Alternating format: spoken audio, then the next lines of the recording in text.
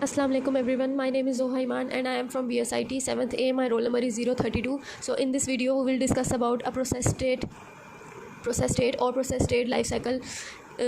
Start करने से पहले सबसे इंपॉर्टेंट पॉइंट ये है कि यूज़र के लिए ये हमने जस्ट एक लाइफ साइकिल बनाया ताकि यूज़र इजीली अंडरस्टैंड करे कि जब हम अपने लैपटॉप में या मोबाइल्स में कहीं भी हम कोई प्रोसेस स्टार्ट करते हैं तो वो कौन कौन सी स्टेट से होकर गुजरता है और एंड में वो टर्मिनेट हो जाता है। लाइफ साइकिल स्टार्ट करने से पहले जान लेते हैं कि प्रोसेस क्या होता है। कोई भी प्रोग्राम इन एग्जीक्यूशन को हम प्रोसेस कहते हैं, जो एग्जीक्यूट हो रहा है, it is called process. And process state are which states, कौन कौन सी स्टेट से हमारा प्रोसेस होकर गुजरता है या उसकी करंट एक्टिविटीज़ क्या हैं, वो उसकी प्रोसेस स्टेट होती है। नेक्स्ट डिस्कस करते हैं लाइफ साइकिल को एंड उसकी स्टेट्स को। सबसे पहले हमारे पास आती है न्यू स्टेट। न्यू स्टेट में ये होता है कि जब भी हम कोई फाइल या हम कोई भी ब्राउज़र कुछ भी ओपन करते हैं तो सबसे पहले वो आता है न्यू स्टेट में। न्यू स्टेट में वो हमारे पास सेकेंडरी मेमोरी में पड़ा होता है, वहाँ पर वो स्टोर हो जाता है। उसके बाद क्या होता है, वो प्रोसेस क्रिएट हो जाता है। फिर प्रोसेस न्यू स्टेट से रेडी स्टेट में आता है। न्यू स्टेट से प्रोग्राम को रेडी स्टेट में लाने वाला होता है लॉन्ग टर्म शेड्यूलर, जो रिस्पॉन्सिबल होता है कि वो ज़्यादा से ज़्यादा प्रोसेसेस को रेडी स्टेट में लेके आ सके।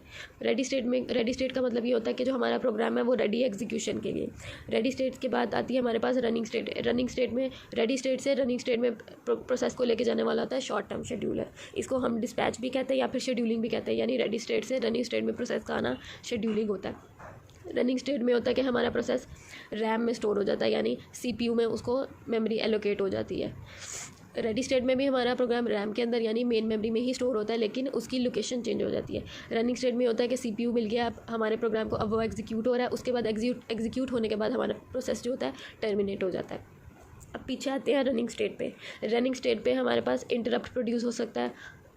फॉर एग्जांपल हमारे पास उसी टाइम में कोई और प्रोसेस आ गया जिसकी प्रायोरिटी ज़्यादा है या जिसको जल्दी एग्जीक्यूट होना है, तो हम क्या करेंगे, जो पिछला रनिंग स्टेट में हमारा प्रोसेस होगा उसको हम रेडी स्टेट में भेज देंगे और जो जिसकी प्रायोरिटी ज़्यादा है उस प्रोसेस को हम रनिंग स्टेट में एग्जीक्यूट कर लेंगे। उसके बाद जो प्रोसेस पिछला वाला प्रोसेस रेडी स्टेट में होगा उसके बाद वो दोबारा रनिंग स्टेट में आके अपना टाइम पूरा कर लेगा।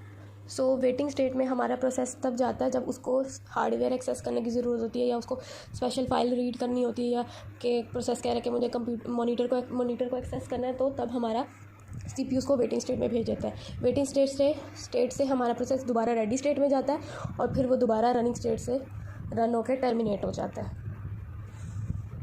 अब यहाँ पर दो टर्म्स आती हैं, प्रीएम्प्टिव और नॉन प्रीएम्प्टिव। प्रीएम्प्टिव में क्या होता है कि अगर हमारे पास सिंपल एक ही प्रोसेस है और हमारा CPU उसको पूरा नॉन प्रीएम्प्टिव में ये होता है कि हमारे पास एक ही प्रोसेस है और हमारा जो CPU है उसको पूरा रन कर रहा है और फिर टर्मिनेट कर रहा है, तो ये हमारे पास नॉन प्रीएम्प्टिव होता है। यानी पूरा CPU एक प्रोसेस को रन करे, उसमें कोई इंटरप्ट ना हो, ये हमारे पास नॉन प्रीएम्प्टिव होता है। प्रीएम्प्टिव में क्या होता है कि प्रायोरिटी शेड्यूलिंग होती है या फिर टाइम क्वांटम होता है, यानी हमारे पास अगर एक प्रोसेस आ रहा है और उसी टाइम पे वो रन हो रहा है और उसी टाइम पे दूसरा प्रोसेस आ रहा है और उसको भी रन होना है और उसकी प्रायोरिटी ज़्यादा है, तो CPU पहले वाले प्रोसेस को रेडी स्टेट में भेज देगा और जो पिछले वाला प्रोसेस होगा जिसकी प्रायोरिटी ज़्यादा होगी उसको एग्जीक्यूट करेगा।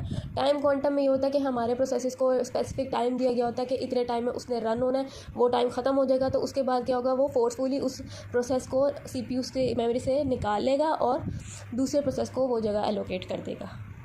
ये होता है हमारे पास प्रीएम्प्टिव।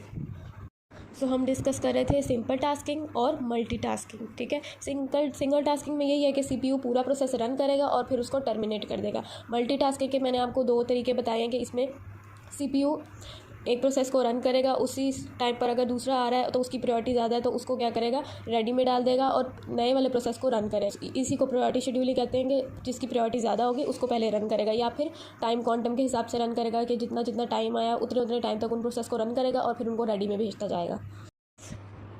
सो ये हो गई सिंगल टास्किंग और मल्टीटास्किंग।